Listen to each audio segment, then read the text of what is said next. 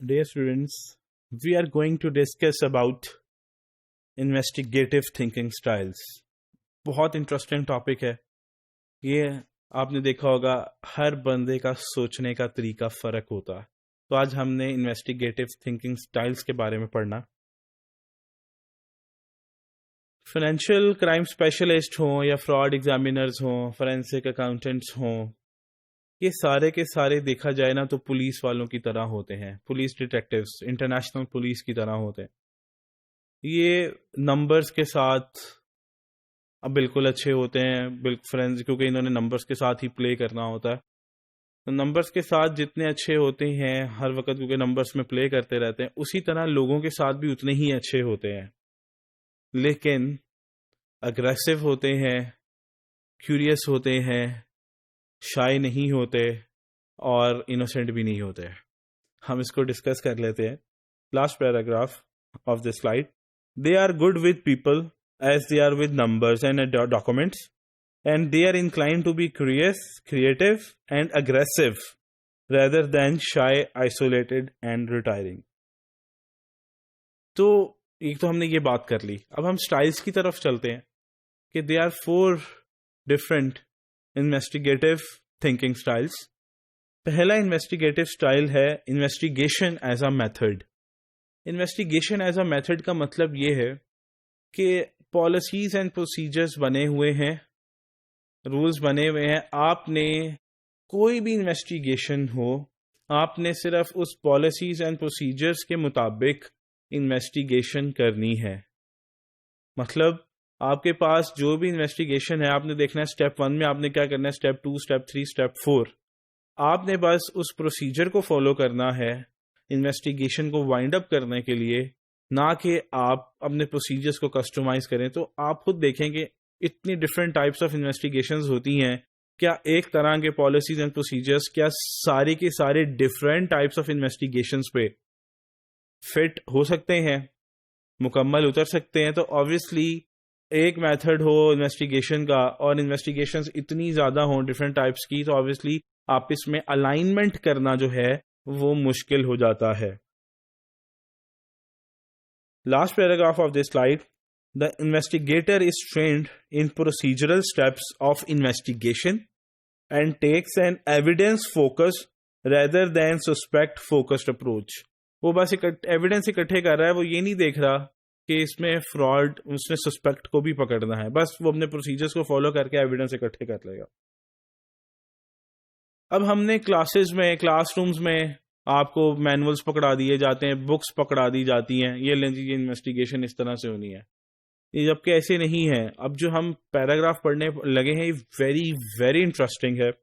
The science of investigation is taught in classrooms and document in manuals and handbooks. Science جو ہے ہمیں investigation کی ہمیں پڑھا دی جاتی ہے کلاس رومز کے اندر, ڈاکومنٹس میں اینڈ ہینڈ بکس کے تھرو. جبکہ دا آرٹ آف انویسٹیگیشن, جو آپ کہہ سکتے ہیں اسکوپ ہے انویسٹیگیشن کا, stimulated by creativity as well as innovative and untraditional approaches. مطلب آپ نے جب انویسٹیگیشن کرنی ہے تو آپ نے اس کو کیسے ریزالو کرنا ہے, کریٹیو آئیڈیاز کے تھرو, انوویٹو آئیڈیاز کے تھرو اور انٹریڈیشنل اپروچز کے تھرو. تو یہ تھا ہمارا first investigative thinking style. Second ہمارا انویسٹیگیٹو تھنکنگ اسٹائل ہے انویسٹیگیشن ایز اے چیلنج. ویسے کہ ہم انویسٹیگیشن پڑھنے لگے ہیں, آئی فیل کہ میرا جو انویسٹیگیشن کا سٹائل ہے تو شاید یہ ہے. آئی فیل پرسنلی, یہ صرف ایک اوپینین ہے میری. ایز اے چیلنج کیا ہے, آپ کے پاس کوئی بھی انویسٹیگیشن آئی ہے, آپ اس کو چیلنج لیتے ہیں. آپ کہتے ہیں کہ جس کے ساتھ زیادتی ہوئی ہے میں اس کو انصاف دلاؤں گا, اور جس نے زیادتی کی ہے, جس نے جرم کیا ہے, میں اس کو جیل بھجواؤں گا, اس کو سزا دوں گا. آپ پبلک کے لیے آپ لوگوں کو انصاف دلاتے ہیں, آپ اپنی جاب کو چیلنج کے طور پہ لیتے ہیں. دیکھیے گا, detective describe this way of thinking as a challenge. Last paragraph, the challenge style is underpinned by an intense motivation and the job is perceived by the challenge thinker as an opportunity to fight crime. وہ اپنی اس job کو سمجھتا ہے کہ وہ برائیوں کے خلاف لڑے گا, وہ کرائم کے خلاف لڑے گا اور لوگوں کو انصاف دلائے گا. Plus there is also a perceived need to seek justice for the victim. جیسے کہ میں نے آپ کو بتایا جس کو نقصان پہنچا ہوتا ہے یہ اس کو انصاف دلواتا ہے, یہ اس کے لیے ایک چیلنج بن جاتا ہے. جتنا مشکل جاب چیلنج ہوگا اس کے اندر اتنی موٹیویشن ہوگی, وہ اتنا اس کو اور سیریس لے گا, اور شاید وہ اور ریلیکس فیل کرے گا کہ جتنی مشکل ہوگی اس کو اسی میں سکون ملے گا کہ یہ میں نے کام کرنا, یہ میرے لیے چیلنج ہے. Last paragraph, more interesting the possible crime the more challenged and motivated the detective becomes. جیسے میں نے آپ کو بتایا ابھی, یہ جو چیلنجنگ سٹائل ہے, یہ جو بندہ ہوتا ہے اس کو بہت زیادہ سمپتھی ہوتی ہے جس کے ساتھ نقصان ہوا ہوتا ہے, ایموشنل انوالومنٹ ہوتی ہے ڈیٹیکٹیو کی, بہت سمپتھی ہوتی ہے.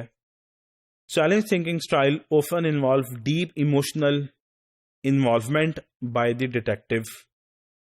It can lead to extreme feelings of sympathy, مطلب کسی کا حوصلہ دینا یا حوصلہ دینا, and antipathy as well as immense satisfaction if the cause is successfully solved. اگر وہ ہو جاتی ہے کرائم انویسٹیگیشن, اس کو وہ سکسیسفلی کر لیتا ہے تو ٹھیک ہے, اور اگر فیل ہو جاتا ہے تو وہ اپنے آپ کو لوزر سمجھتا ہے اور اس کے اندر بہت فرسٹریشن آتی ہے. بالکل ایسے ہی ہوتا ہے, اگر وہ کر لیتا ہے انویسٹیگیشن کو سالو, جس نے جرم کیا ہوتا ہے اس کو سزا دیتا ہے, تو آبویسلی اس کے اندر ایک پاور آتی ہے. لیکن جب فیل ہو جاتا ہے وہ اتنا ہی لوزر کہلاتا ہے, فرسٹریشن بہت زیادہ ہوتی ہے. پھر ان کو اندر ایک فرسٹریشن کی وجہ سے ان لوگوں کو جو یہ اسٹائل رکھتے ہیں ان کو نقصان پہنچتا ہے. وہ نقصان کیا پہنچتا ہے؟ وہ یہ کہ ان کی میرج لائف میں پرابلمس آنا شروع ہو جاتی ہیں, اور ان کی جو پرسنالٹی ہے وہ سٹیبل نہیں رہتی. تو اس کی وجہ سے آبویسلی وہ اپنے آپ کو ایک جاب میں فیل ہو گئے ہیں تو اپنے آپ کو لوزر سمجھتے ہیں. تو پھر وہ کیا کرتے ہیں, ان کی اس وجہ سے کیا ہوتا ہے, پرسنل لائف میں پرابلمس آتی ہیں, پریشان رہتے ہیں, انسٹیبل رہتے ہیں.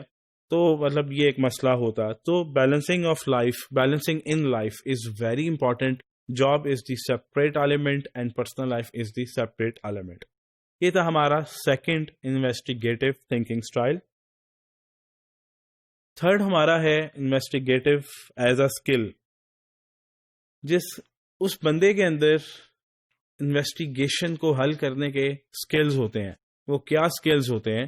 وہ اسکلز یہ ہوتے ہیں, اس کے پاس ایسے اسکلز ہم کہہ سکتے ہیں سینٹرل اسکلز ہوتے ہیں کہ مختلف لوگوں کے ساتھ اس کی اٹیچمنٹ ہو جاتی ہے, اور مختلف لوگوں کے ساتھ اٹیچمنٹ کی وجہ سے اس کے کام بہت جلدی حل ہو جاتے ہیں. آپ نے دیکھا ہوگا اکثر آرگنائزیشنز میں کچھ لوگوں کے تعلق بہت اچھے ہوتے ہیں سب کے ساتھ, اور کچھ کے تعلقات نہیں اچھے ہوتے ہیں. ہم اس کا سیکنڈ پیراگراف پڑھ لیتے ہیں.